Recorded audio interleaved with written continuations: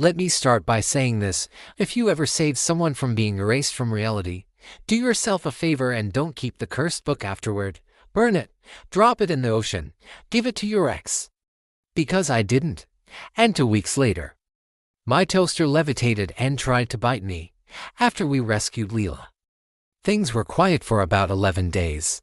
Maxwell went back to his usual shady business, investigating things no one else wanted to touch: disappearing buildings, haunted parking meters, possessed vending machines. I wish I was joking. Leela crashed on my couch for a few nights while grounding her soul, as Mona the Witch put it, and me. I was trying to get my job back at Tony's Liquor Mart.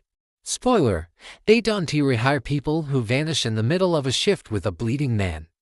The nightmares came back first. Only now, I wasn't the one dreaming. Leela started waking up gasping, talking in her sleep.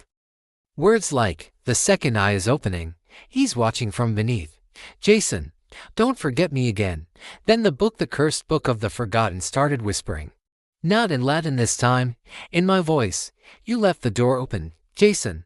Maxwell had a rule: never go into the basement. Naturally, I went into the basement. I was looking for duct tape. Instead, I found files, dozens of them, labeled Operation Eyewalker, the Two Eyes Project, Leviathan. Subject: Jason Blake, potential anchor. Wait, what? Then the lights flickered, and I swear I heard something breathing. I sprinted upstairs so fast I pulled a hamstring. I dragged Leela and Maxwell back to Mona's shop. She was watering a glowing cactus and muttering to herself. "You should have burned the book," she said, not even turning around. "You knew this would happen, of course. That book doesn't just store names, it feeds on them." Maxwell growled. "You said that I was closed." I said one of them was. "The other," she looked directly at me. "That one's inside him." Leela blinked. "Wait, you mean Jason is the second eye?" Let me explain what Mona meant. Apparently, the Book of the Forgotten isn't just a ledger, it's a living, conscious entity. It uses anchors to root itself in our world. It needs someone who can remember the remembered. Someone who's touched the void. Me. Because I opened the red door. Because I held Lila's memory when no one else could. Because I'm a freaking idiot. They found us. Black vans. Silent agents. Guns with scopes that didn't look human. They didn't knock. We were halfway through a grilled cheese when they burst into Maxwell's office. "Jason Blake," said the woman in the lead. "You're coming with us." Leela threw a chair. Maxwell decked a guy with a typewriter. I screamed and ran. Standard procedure.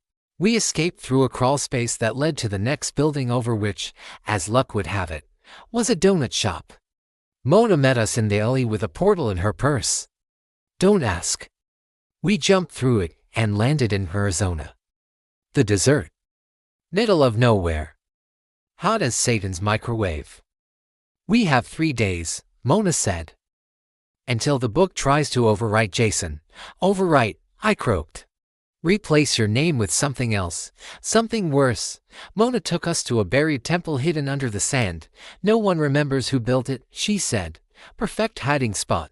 Inside, we found stone carvings, 2 eyes, each over a doorway. One eye sees the forgotten, the other sees what comes next. Maxwell muttered, "So what comes next?" We opened the second door. I will never unsee what we found. It was huge. A creature made of black ink and faces, hundreds of faces.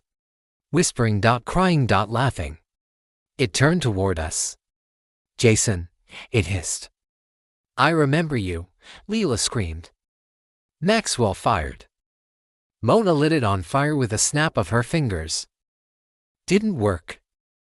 The book in my backpack burned hot, almost boiling. Then I realized this thing wasn't just a monster. It was what I'd become if the book finished its rewrite. We needed to reverse the anchor. To do that, we had to perform the rewrite ritual. 1. Burn the name in the book. 2. Speak your true name. 3. Sacrifice a memory you can't replace. Easy, right? Except when I opened the book, my name was already gone. It had been replaced with a symbol. A black triangle. Mona said, "You have to give up a memory." A real one. Something you'd die to keep. I closed my eyes. And I chose my dad's voice. The way he said Jaybird when I was a kid. Gone. Forever. The moment I gave it up, the triangle in the book cracked. The ground shook. The creature shrieked. Then light, pure, blinding light poured from my chest. And the book exploded.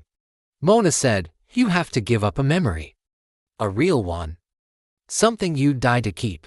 I closed my eyes. And I chose my dad's voice. The way he said Jaybird when I was a kid. Gone. Forever. The moment I gave it up, the triangle in the book cracked. The ground shook. The creature shrieked. Then light, pure, blinding light poured from my chest. And the book exploded. Maxwell handed me a business card. Blake and Quinn Investigations. Underneath, special cases only. "You earned your name back," he said.